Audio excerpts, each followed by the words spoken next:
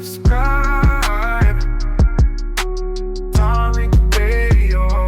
Like and subscribe. Get Marcel, brother Marcel, hop in, bro. What's up, Tariq? I come in peace today.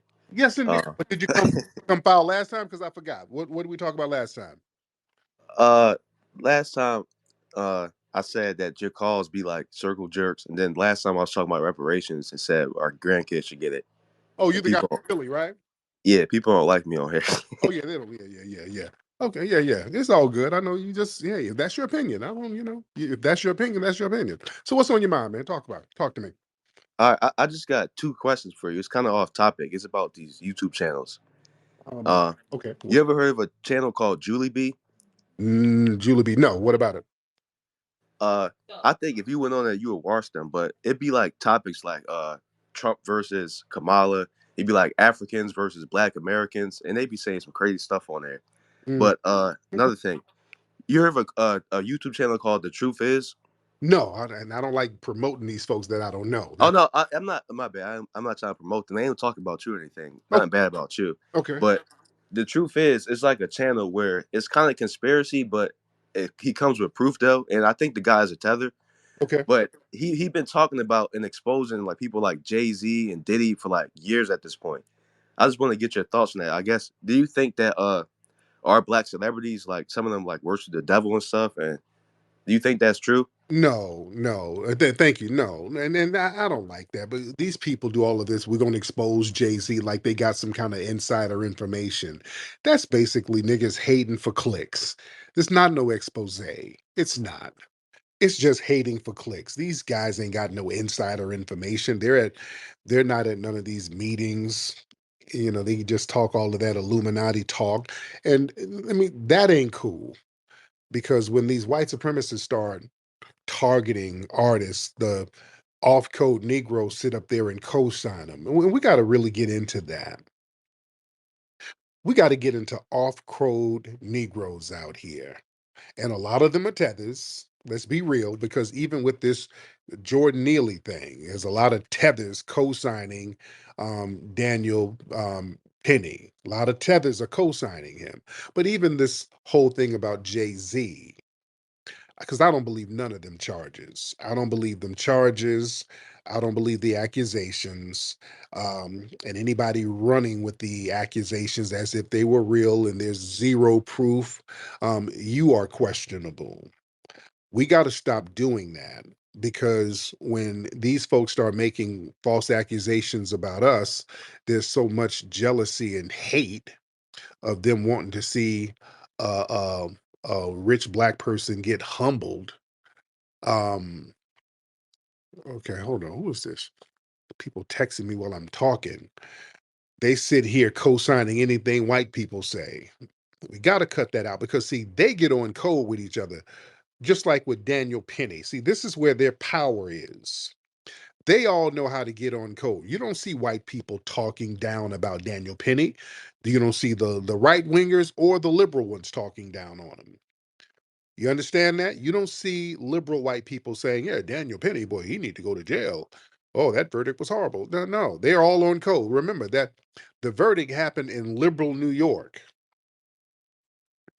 So with that, the white media, the white jurors, the white public, white activists, all of them get on code with each other against the Black person. That's how they maintain their power.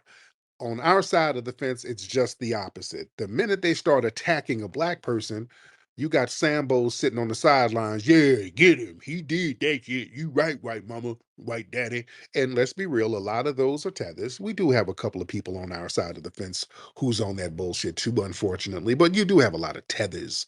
I've been seeing a lot of tethers sitting up here co-signing these janky white lawyers targeting these Black people. And also, what it is, if they go along with that whole Jay-Z did it narrative, they start making little YouTube videos, and that's how they can make they can make money. They feel like, okay, well, let me throw some hate against Jay out here. Let me throw some hate against Diddy, and I can get some clicks and make me a couple of dollars to get some Magusi soup. So a lot of them have this exploitive relationship. They don't mind targeting somebody from our lineage because they have no camaraderie with them. They have zero camaraderie with them. You see, and that's a problem. This is why we delineate and we start saying, hey, who's who? We don't need people misrepresenting us with these janky narratives. We really got to stop co-signing suspected white supremacists when they're targeting black people, because that's a trickle down effect. That black person is being used as a proxy. I think it's very cowardly to do that, especially when the accusations clearly sound false. There's no, I don't believe that one iota what they're saying about Jay-Z. And in fact, what Jay-Z and their lawyers are saying and alleging, they're saying that, hell, show the victim. If there's a real victim, show the alleged accuser, not the victim, but the alleged accuser. Don't let them file as a Jane Doe, because what happens, you let somebody file and nobody knows who they are, and you let them sully the reputation of a black celebrity, and they get to have this anonymity. And what Jay-Z's law firm, what their lawyers are alleging, is that this so-called accuser might not even exist. And that's the possibility.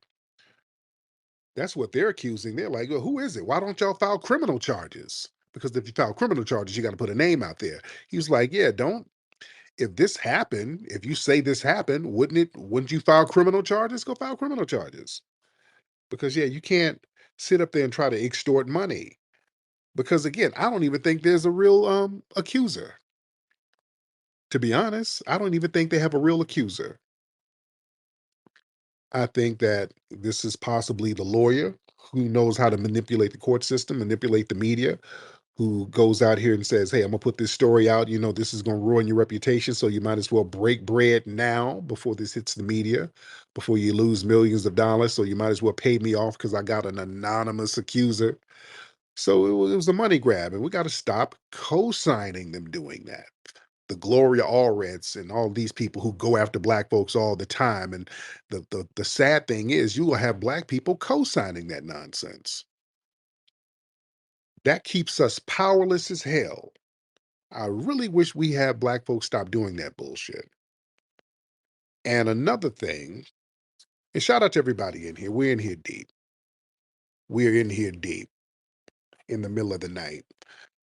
Another thing we got to look at, because, you know, going back to the Daniel Penny thing, because again, there's a lot of these tethers co-signing Daniel Penny, and then we'll hear the narrative that, okay, yeah, Daniel Penny is walking free.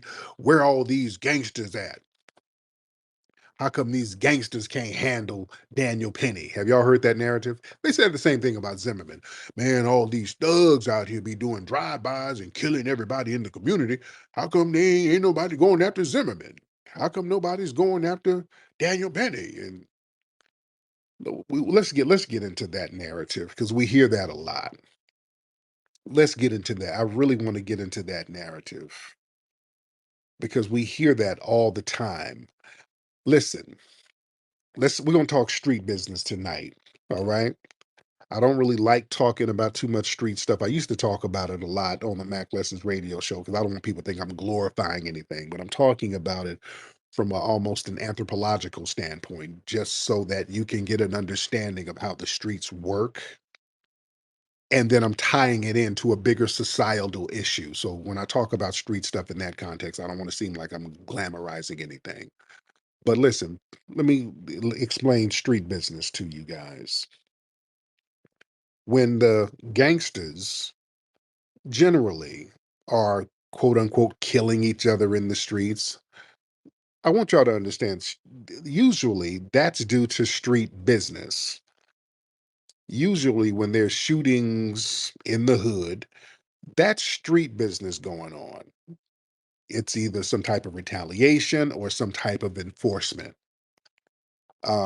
It's generally, and I'm saying generally because there are sometimes, yeah, unfortunately, what we call squares, meaning the innocent people who ain't in the streets. You know, they get some, you know, they'll catch a stray every now and then. But generally, when folks get shot in the hood, it's really over street business.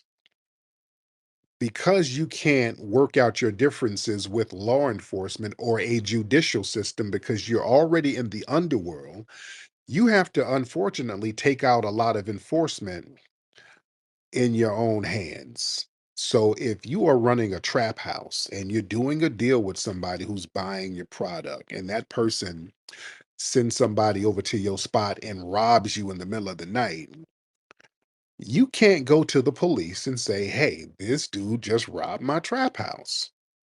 You gonna have to get your crew and you're gonna have to go see him and handle that. Yeah. If somebody's hitting licks, y'all rob a store and y'all get the money in the jewelry, and then y'all supposed to split it up, and one of the dudes run off and dip off with all the jewels and the money. You can't go to the cops and say, hey, look, this nigga stole all the jewelry that we robbed. You're gonna go have to find, you gotta find him and you gotta handle that. So that's part of street business. Now, a lot of people in the what we call square world, meaning the legitimate world in black society, they want to have the street dudes enforce some of the justice or injustices that happen by the white supremacists to generally another person who's a square. Because usually when we have a justice claim or we're fighting for some justice for somebody, it's not somebody in the underworld. It's usually somebody who's innocent, somebody who's like an innocent black person, a student, or just somebody who's not in the game. Because that person is a little more vulnerable to a white supremacist attack. You understand what I'm saying? I want y'all to follow me here. White supremacists, they don't really target street dudes because street dudes already ready. So you're not going to target no street dude because street dude's going to have a gun and then you turn around and pop your ass. You understand? And generally, the police, when they pull cats over and do all those little ambush shootings, they don't do those on street dudes because street dudes already know the protocol. So they kind of know how to move and shake and how to handle that situation and they know what to say. Usually, the folks who get ambushed by the cops are people who start escalating things and not knowing that the more you talk, the worse you're making it. You start getting emotional and the cops start deliberately triggering them because that's what happens. The cops know how to push buttons and trigger people and make them emotional so that they can justify shooting them. So a lot of people who are what we call square, they fall for that trap all the time. Like a cop pull you over and like, hey, I smell weed. What? I ain't got no weed. What you talking about? I don't even smoke weed. Hell no. I'm gonna need you to step out the car. Hell no. What you want me to step out the car for? Hell, we're gonna need backup. They already got you. When they got you acting emotional, they got you. And that's somebody, usually some a square dude who don't know the game. You don't really interact with police like that. Street dudes, you get pulled over, you already know what it is because you probably got something in your trunk. So you're going to be very calm and you're not going to bring too much attention. You're going to be like, okay, here's my license, here's my ID. You know how to kind of talk to them a little bit. So I'm just giving you the understanding of how the street dudes work and how things work in the square world. So the squares kind of want, and I don't say square as an epithet, that's just what street dudes, they call people in the, excuse me, they call people in the legit world squares. The squares want the street guys to be the enforcement. But the thing is, in this day and age, the square world don't have the same relationship with the streets as they used to. And I think that's an issue because family, back in the day, back in the Jim Crow era, um, there was a codified relationship between the black underworld and the black legitimate world. They coexisted with somewhat of a mutual respect.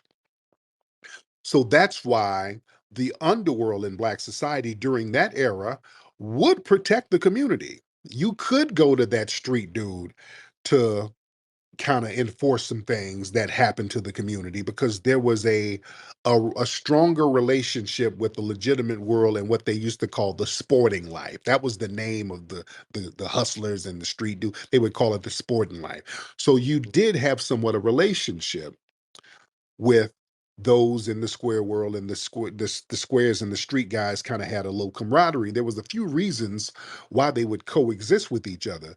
One was because of the economic necessity, because they were in Jim Crow, and it restricted so much access to legitimate economic opportunities. Many black people had to touch the game a little bit. Even if you were somewhat square, you knew somebody in your family who was a numbers runner. You knew somebody who kind of had some little dealings in the streets just out of economic necessity. Family, raise your hand, black family, if your family is from the South. In here, raise your hand if your family's from the South. Your grandparents or somebody, if they grew up in either Alabama, North Carolina, South Carolina, Georgia, Alabama, Tennessee, Mississippi. When you talk to your grandparents, I want you to talk to your grandparents. If you're a Gen Xer, talk to your parents. If your relatives were around in the 1940s and 50s, ask them about the bootlegging of the liquor they did. I can damn near guarantee somebody in your family was bootlegging liquor. I can damn near guarantee it. And your family, they're probably some of the most God fearing, upstanding, Christian, lovely people imaginable. But they were trapping that damn whiskey in the woods back in the day. Go ask your goddamn grandma. When you talk to your grandma or your mom them tomorrow, ask them about who was bootlegging whiskey in the woods. Somebody in your family was trapping that whiskey. I just talked to my dad. He was like, because I asked my dad about it. I knew my grandmother was doing it on my mother's side. I was just with my dad. My dad's like 80 something years old. I was just with him in Texas. I was like, Dad, were y'all trapping liquor? He was like, man, we were slanging liquor all over that place in Alabama. We were slanging liquor left and right. Hell yeah, we were bootlegging. That was the thing. And they would have to do it in the woods because my dad told me that they couldn't do it on your property because if they caught you, they could just confiscate your whole land. So they always had it off in the woods somewhere. But ask your grandma and them.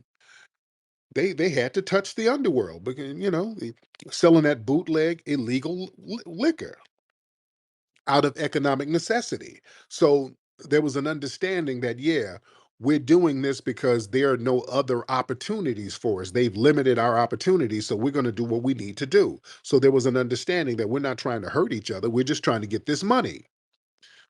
So there was always that good working relationship between the square world and the street world.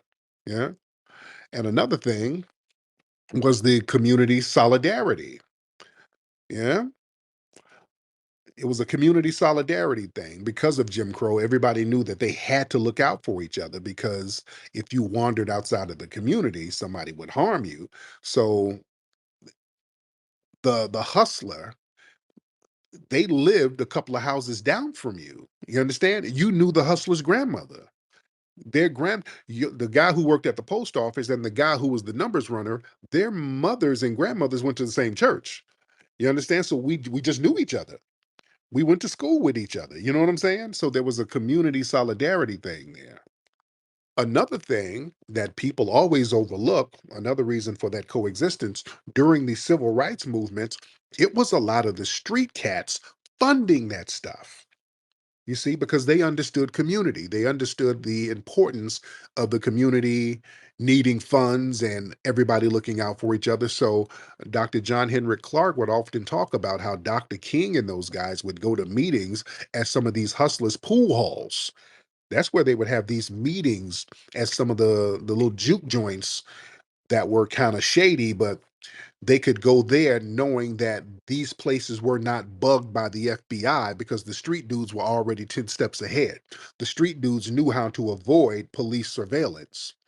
So all of the so-called legitimate black institutions, they were all bugged or infiltrated by the damn FBI. So you couldn't really talk like you needed to talk. So you can go down there to the pool hall because they knew what the business was. So again, even during the civil rights movement, you had people like Malcolm X, and there were many other people like Malcolm X who was a street dude, but he was an activist. So there was that dichotomy between a lot of the people there. A lot of the people around that civil rights movement had some kind of street ties or some kind of street background.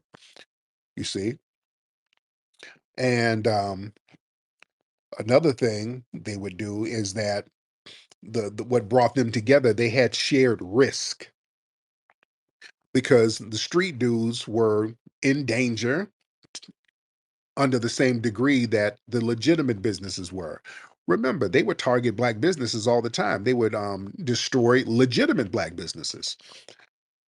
They would run freeways and railroads and all of this through the legitimate black business districts.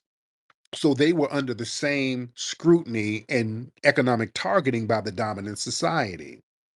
So there was a shared camaraderie. So sometimes they would have to dip in and out of the street game and the legit world. If somebody destroyed your legal business, sometimes you might have to get out here, do a little trapping. You might have to run a numbers business. You might have to run a gambling house over here to juke joint until you got your weight back up.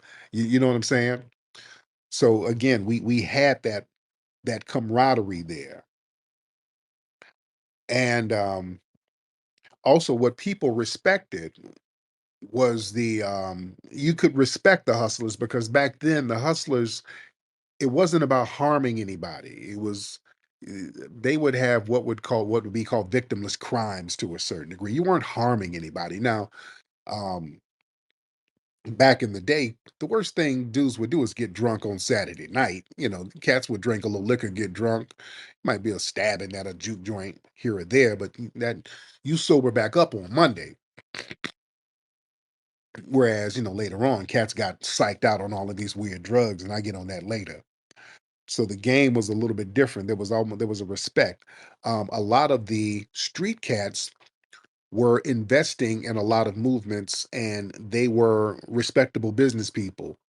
The brother who helped finance basically a lot of stuff out there in Memphis. Okay, I'm having brain farts. I can't think of the brother's name, but he was the brother who was funding a lot of stuff for Ida B. Wells. Harlem. The reason why Harlem is black, because Harlem used to be all white. The reason why it's black was because of a black woman who was basically a sex worker, but she made millions of dollars breaking a bunch of white tricks. Hannah Elias. She was the one, she bought up a bunch of apartment complexes in Harlem and started kicking the white people out. She started raising their rent so that black people could move in. That's the only reason Harlem became black. Hannah Elias. A lot of folks don't know that. So a lot of these people who were working in the sporting life, they actually did a lot for the community back in those days. That's another thing. They would really fund a lot of things. They would build parks. A lot of the hustlers at that time, like the Jones brothers, who were major numbers runners, they were funding hospitals and all types of things. Back in those days, the hustlers and the street cats, they would um, fund a lot of programs. They knew the necessity of helping out the community. And they would pay for bills for struggling families. That whole thing about passing out turkeys, and that was a big thing. Yeah. So there was a great working relationship. So if something happened to the black community, and remember during the civil rights movement, um, you had a lot of the street dudes who were protecting a lot of the um, mainstream, legitimate protesters like the Dr. Kings and the people who had to keep a squeaky clean image. Because at first, if you look at some of the footage from the civil rights movement, you would see, people throwing rocks and bricks and all that. So they start getting them street cats who had guns. See, they didn't show you the guns on TV, but when they started doing those marches down south, the perimeter was surrounded by brothers with guns. The cameras just didn't show that. That's why y'all didn't see people hitting Dr. King and them people with no bricks no more. They said all that hitting niggas with bricks, that shit's gonna stop. So they got some guys who were tooled up and said, "Hey, we ain't going for that." Wait, what's this Christopher guy? Hold on, I'm chopping them game. Hold on, Christopher, you keep giving thumbs down. Christopher, hop in. Let me see what you have to say, Christopher, because I'm trying to teach here. Christopher, do you have something to say, sir?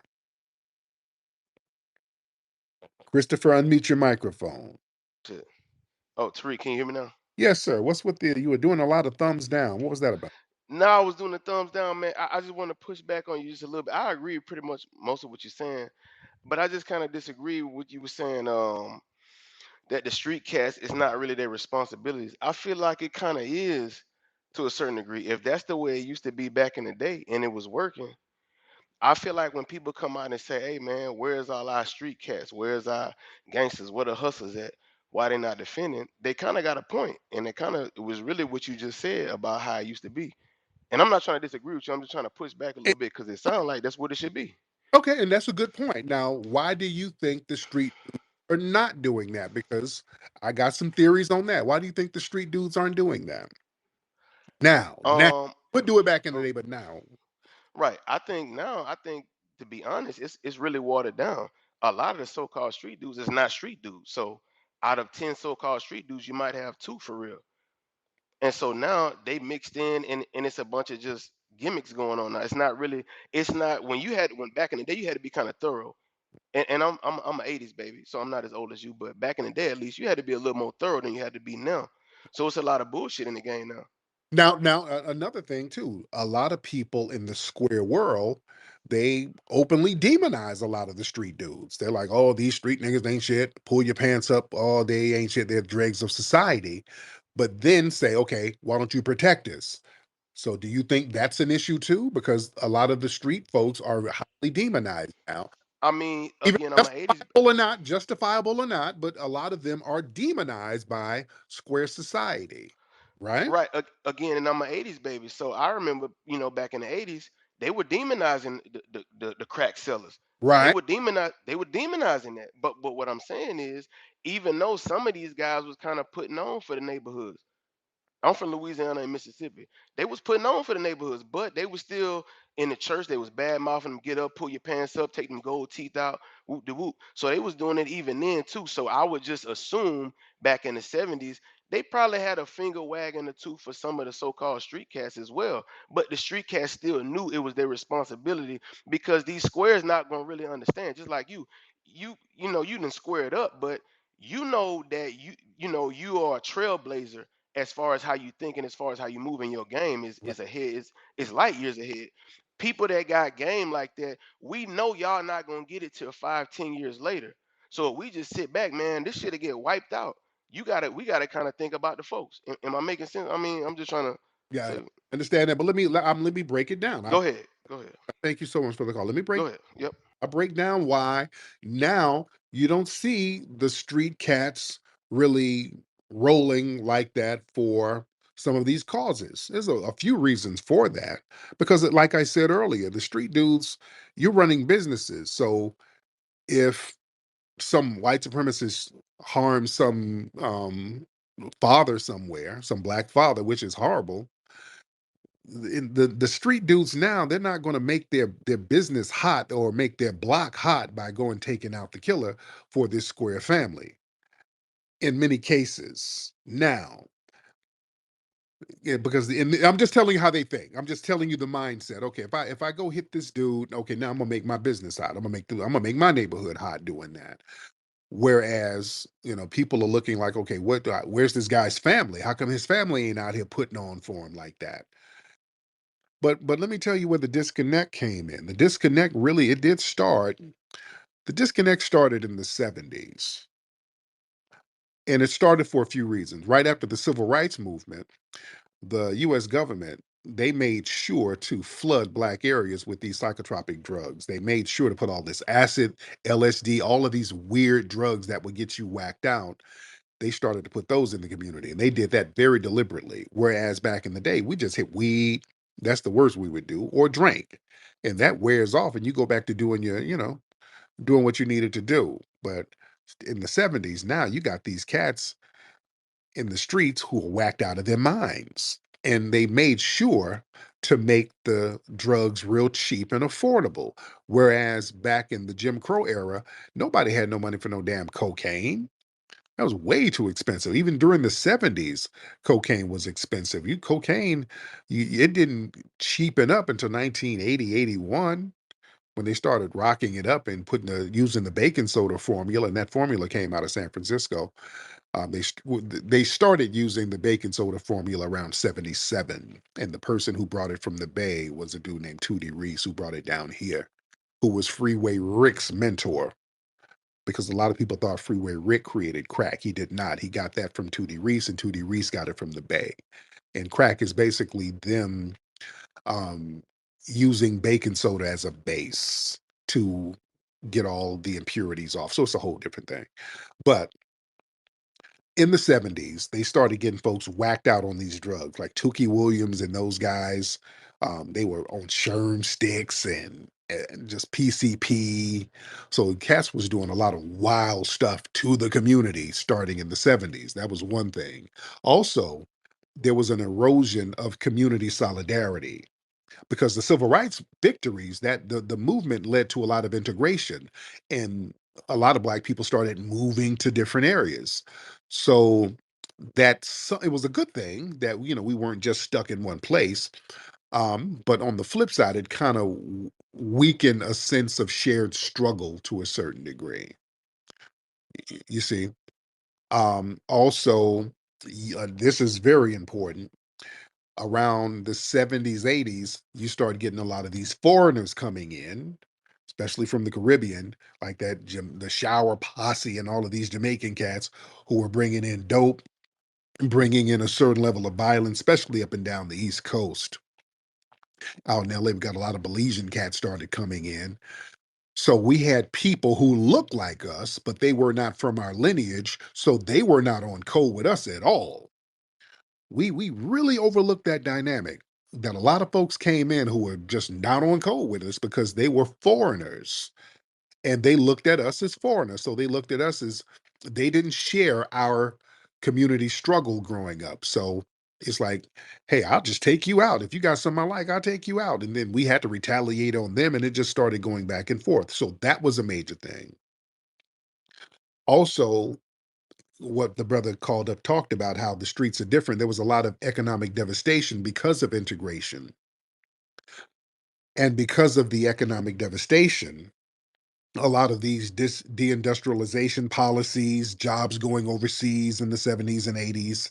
So that gutted a lot of black communities. A lot of these business loans went to Koreans and Asians. So we weren't getting the business loans that we were supposed to get. So that further destroyed the economic base. So what happened was more people started getting in the street game who weren't built for the shit.